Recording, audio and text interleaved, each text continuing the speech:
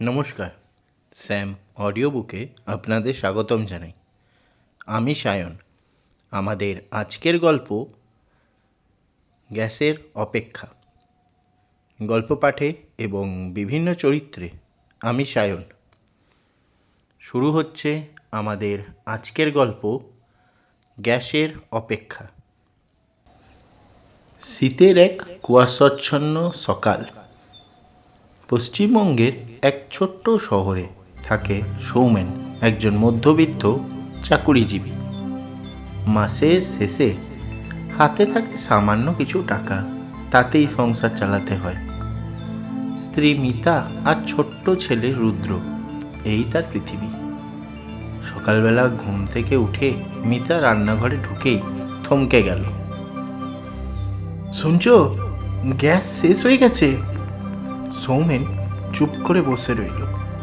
কথাটা যেন নতুন নয়, গত কয়েকদিন ধরেই সে এই আশঙ্কা করছিল, কিন্তু আজ সত্যি হয়ে গেল। কাল তো বুকিং করেছিলাম, সৌমেন বলল।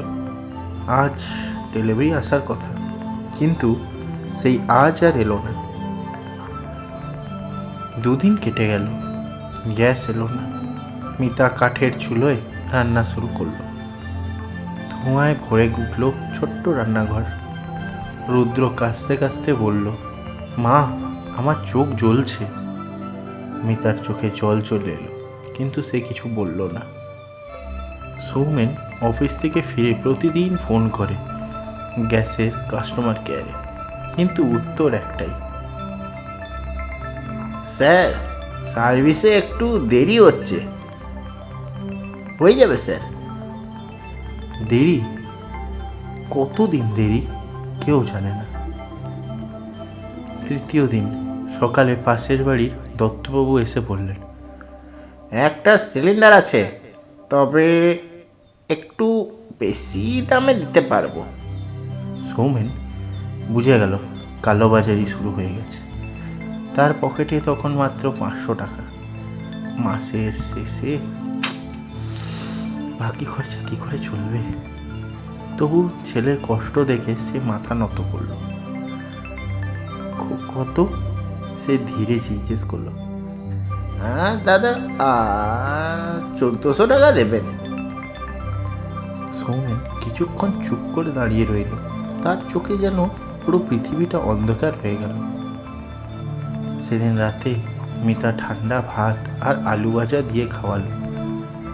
রুদ্র খেতে খেতে বলল, বাবা, আমরা কি গরিব?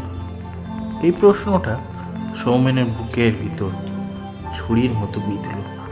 সে মৃদু হেসে বলল, না রে, আমরা গরিব না, আমরা শুধু একটু কষ্টে আছি। কিন্তু নিজের মনেই সে জানতো এই কষ্টটাই ধীরে ধীরে মানুষকে ভেঙে দেয়।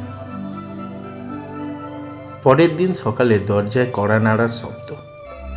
সৌমেন ছুটে গিয়ে দরজা খুলল। সামনে দাঁড়িয়ে ডেলিভারি বয়, একটা নতুন গ্যাস সিলিন্ডার নিয়ে। স্যার, একটু দেরি হয়ে গেল। সরি স্যার, বুঝতেই পারছেন তো এখন যা সময়। সৌমেন কিছু না বলে শুধু গ্যাস সিলিন্ডারটা নিয়ে চুপচাপ ভিতরে চলে গেল। তার চোখে জল, রাগে না, কষ্টে না। এটা সেই অনুভূতি যেখানে একজন মধ্যবিত্ত মানুষ সব সহ্য করে, তবু কিছু বলতে পারে না। গ্যাসের এই সিলিন্ডারটা শুধু রান্নার জ্বালানি নয়, এটা সৌমেনের আত্মসম্মানের একটা অংশ, যেটা প্রতিদিন একটু একটু করে পুড়ে যাচ্ছে। এই গল্পটা শুধু সৌমেনের নয়, এটা হাজার হাজার মধ্যবিত্ত পরিবারের বাস্তবতা। আপনারা শুনছিলেন গ্যাসের অপেক্ষা। গল্পটি লিখেছি আমি সায়ন। গল্প পাঠে এবং বিভিন্ন চরিত্রে আমি সায়ন। গল্পটি আপনাদের কেমন লাগলো কমেন্ট করে আমাদের জানাবেন।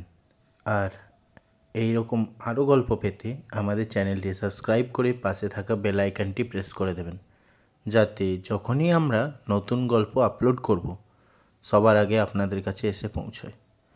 আর যদি আপনাদের কোনো গল্প লেখা থাকে বা শোনা থাকে, আমাদের সাথে যোগাযোগ করুন। আমরা আপনাদের গল্প আপনাদের নাম সহ স্যাম অডিও বুকে আপলোড করব।